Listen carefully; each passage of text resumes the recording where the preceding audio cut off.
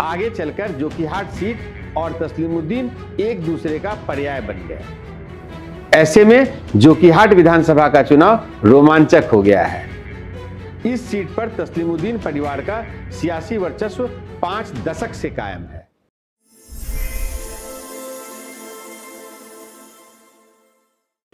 एक समय था जब बिहार के सीमांचल में तस्लीमुद्दीन का सिक्का चलता था। उनकी तूती बोलती थी, वहां की राजनीति उन्हीं के इर्द गिर्द घूमती थी। तस्लीमुद्दीन की छवि दबंग नेता की थी। उन्हें बाहुबली के तौर पर जाना जाता था, पर उनके समर्थक उन्हें सीमांचल गांधी कहते थे। आज जब तस्लीमुद्दीन इस दुनिया में नहीं है, तो उनकी विरासत को लेकर उनके 2 बेटों में ही जंग चल रही है। दोनों बेटे एक बार फिर एक दूसरे के खिलाफ ही चुनाव मैदान में उतरे हुए हैं। तस्लीमुद्दीन की पारंपरिक अररिया लोकसभा सीट पर भी 2 बार से बीजेपी का कब्जा है। तो मैं आपको तस्लीमुद्दीन की पूरी कहानी सुनाने जा रहा हूं। सीमांचल में आखिर तस्लीमुद्दीन का तिलिस्म क्यों और कैसे टूट गया। नमस्कार, मैं अमित कुमार।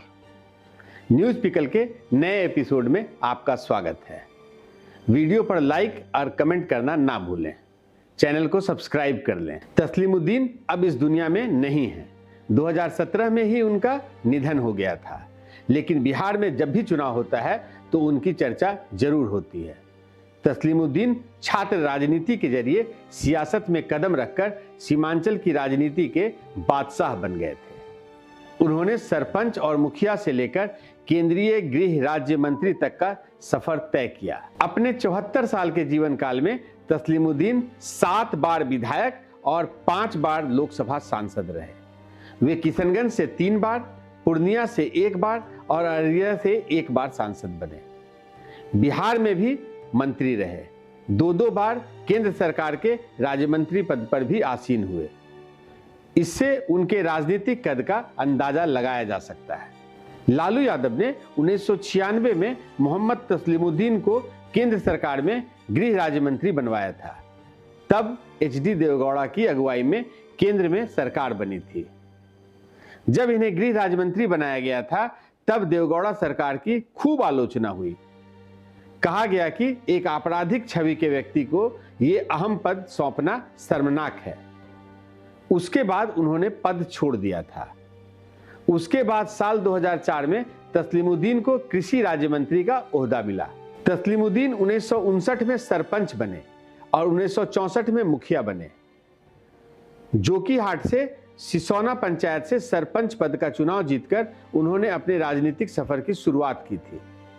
धीरे धीरे उनका कद ऐसा बढ़ा कि सीमांचल में न सिर्फ मुस्लिम समाज को बल्कि दलित और पिछड़े समुदाय को गोलबंद करने में तस्लीमुद्दीन की अहम भूमिका थी।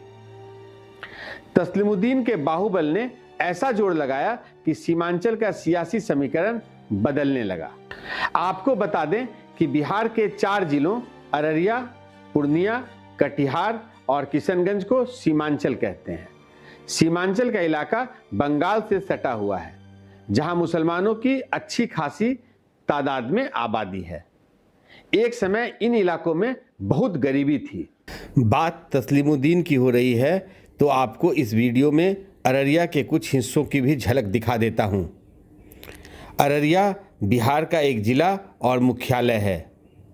बिहार के पूर्वोत्तर भाग में है और इसकी उत्तरी सीमाएं नेपाल से सटी हुई हैं। ये पूर्णिया प्रमंडल का भाग है। 1990 में ये जिला बना। इस जिले में कुल 2 सब डिवीज़न अररिया और फारबिसगंज हैं और 9 प्रखंड हैं। इस जिले में 6 विधानसभा क्षेत्र हैं: नरपतगंज, रानीगंज, फारबिसगंज, अररिया, जोकीहाट और सिकटी। ये सभी अररिया लोकसभा निर्वाचन क्षेत्र का हिस्सा हैं। तस्लीमुद्दीन को एक तरफ आपराधिक छवि वाले दबंग नेताओं में शुमार किया जाता रहा, वहीं दूसरी ओर मुस्लिम और पिछड़े तबकों के बीच उनकी एक असरदार और मददगार जनप्रतिनिधि वाली छवि भी बनी। उस दौरान कई आपराधिक मामलों में उन्हें अभियुक्त बनाया गया, लेकिन कुछ मामलों में चार्जशीटेड होकर भी तस्लीमुद्दीन सजा याफ्ता नहीं हुए। बीजेपी उन पर बांग्लादेशियों की घुसपैठ कराने का भी आरोप लगाती रही। खैर, आगे बढ़ते हैं। जब आपको बताते हैं कि तस्लीमुद्दीन के 2 बेटों में विरासत की जंग क्यों छिड़ी है। इस कहानी में आगे बढ़ने से पहले बता दूं कि तस्लीमुद्दीन के 2 बेटे इस बार जोकीहाट विधानसभा सीट से चुनाव लड़ रहे हैं। जोकीहाट सीट तस्लीमुद्दीन का गढ़ रही है। इस सीट पर तस्लीमुद्दीन परिवार का सियासी वर्चस्व 5 दशक से कायम है। जोकीहाट सीट पर 1967 से 2020 तक 16 बार चुनाव हुआ है।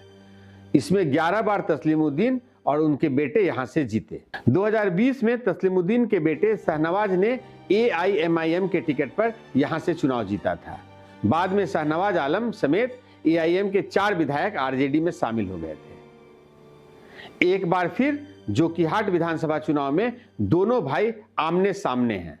शाहनवाज आलम जहां RJD के उम्मीदवार हैं, तो सरफराज आलम जन सुराज के टिकट पर मैदान में हैं। वहीं JDU ने 2005 में चुनाव जीते मंजर आलम को अपना उम्मीदवार बनाया है। मंजर आलम भी बिहार के पूर्व मंत्री हैं। जबकि 2018 उपचुनाव में JDU के टिकट से चुनाव लड़ने वाले मुर्शीद आलम को इस बार AIM ने अपना उम्मीदवार बनाया है। ऐसे में जोकीहाट विधानसभा का चुनाव रोमांचक हो गया है। 3 पूर्व मंत्री के साथ पिछले चुनाव में कामयाब रहे AIMIM की ओर से उम्मीदवार उतारे जाने के बाद जोकीहाट का मुकाबला चतुष्कोणीय हो गया है। जोकीहाट विधानसभा सीट अररिया लोकसभा निर्वाचन क्षेत्र का हिस्सा है। इस सीट पर तस्लीमुद्दीन ने पहली बार 1969 में कांग्रेस के टिकट पर जीत दर्ज की थी। आगे चलकर जोकीहाट सीट और तस्लीमुद्दीन एक दूसरे का पर्याय बन गए। 1972 में तस्लीमुद्दीन को जब कांग्रेस का टिकट नहीं मिला, तो उन्होंने इस सीट पर निर्दलीय चुनाव लड़कर भी जीत दर्ज की थी। 1977 के विधानसभा चुनाव में इस सीट पर फिर से तस्लीमुद्दीन ने ही जीत हासिल की थी। उस बार तस्लीमुद्दीन ने जनता पार्टी के टिकट पर चुनाव जीता था। 1985 में एक बार फिर से तस्लीमुद्दीन ने जीत का परचम लहराया। ये जीत उन्होंने जनता पार्टी के टिकट पर दर्ज की थी। 1990 में तस्लीमुद्दीन ने जोकीहाट सीट से चुनाव नहीं लड़ा। उनकी जगह जनता दल ने उनके बेटे सरफराज आलम को टिकट दिया। सरफराज को पिता की साख का फायदा नहीं मिला और वो तीसरे नंबर पर रहे। 1995 में फिर से तस्लीमुद्दीन जोकीहाट सीट से चुनावी जंग में उतरे। इस बार उन्होंने जनता दल के टिकट पर नहीं, बल्कि समाजवादी पार्टी के टिकट पर जीत दर्ज की। 1989 में पहली बार तस्लीमुद्दीन लोकसभा के सदस्य चुने गए और 2014 के चुनाव में मोदी लहर में जीतने में भी वो सफल रहे थे। तस्लीमुद्दीन खुद जहां केंद्र की राजनीति में आ गए, तो अपने बेटे सरफराज आलम को 90 के दशक में ही प्रदेश की राजनीति में एंट्री करा दी थी। 1996 में तस्लीमुद्दीन ने लोकसभा का चुनाव जीता, तो जोकीहाट विधानसभा सीट खाली हो गई। इसके बाद इस सीट पर उपचुनाव कराए गए। 1996 में कराए गए उपचुनाव में तस्लीमुद्दीन के बेटे सरफराज आलम को जीत मिली। 2005 में बिहार में 2 बार विधानसभा चुनाव कराए गए थे, फरवरी 2005 में और अक्टूबर 2005 में। इन दोनों चुनावों में सरफराज RJD के टिकट पर लड़े, लेकिन दोनों बार हार का सामना करना पड़ा। 2010 में सरफराज आलम पार्टी बदलकर RJD से JDU में आ गए। JDU के टिकट पर उतरे सरफराज आलम ने 2 हार के बाद जीत दर्ज की। 2015 में सरफराज आलम एक बार फिर JDU के टिकट पर चुनाव जीते, यानी सरफराज भी 4 बार विधानसभा चुनाव जीत चुके हैं। जब तक तस्लीमुद्दीन जीवित रहे, तब तक सब कुछ ठीक था, लेकिन 2017 में उनकी मौत के बाद तस्लीमुद्दीन के 2 बेटों ने आपस में सियासी उनकी जंग छिड़ गई और वो आज तक चल रही है। दरअसल 2017 में तस्लीमुद्दीन की मृत्यु के बाद अररिया लोकसभा सीट पर उपचुनाव कराया गया। इस उपचुनाव में सरफराज आलम ने RJD के टिकट पर जीत हासिल की। इसके बाद जोकीहाट सीट खाली हो गई। 2018 में जोकीहाट सीट पर उपचुनाव हुए, जिसमें सरफराज आलम के छोटे भाई शाहनवाज आलम ने RJD के टिकट पर जीत दर्ज की। इसके बाद 2019 में हुए लोकसभा चुनाव में सरफराज आलम को बीजेपी के प्रदीप कुमार सिंह ने हरा दिया। तो सरफराज को जोकीहाट सीट पर विधानसभा चुनाव लड़ने की इच्छा हुई। छोटे भाई तब इस सीट पर अड़ गए तो उन्होंने 2020 में अपने भाई के खिलाफ ही विधानसभा चुनाव लड़ा। तस्लीमुद्दीन के मंझले बेटे सरफराज अहमद आरजेडी से और तस्लीमुद्दीन के छोटे बेटे शाहनवाज आलम एआईएमआईएम के टिकट पर चुनाव मैदान में थे। चुनाव में फाइनली शाहनवाज को जीत मिली। तो जैसा मैंने बताया, इस बार भी दोनों भाइयों के अलावा 4 उम्मीदवारों में मुकाबला देखने को मिल रहा है। आरजेडी से शाहनवाज आलम, जनसुराज से सरफराज आलम, जेडीयू से मंजर आलम और एआईएमआईएम से मुर्शीद आलम चुनाव मैदान में है। तो देखना दिलचस्प होगा कि जीत आखिर किसकी होगी। तो इस एपिसोड में इतना ही दोस्तों।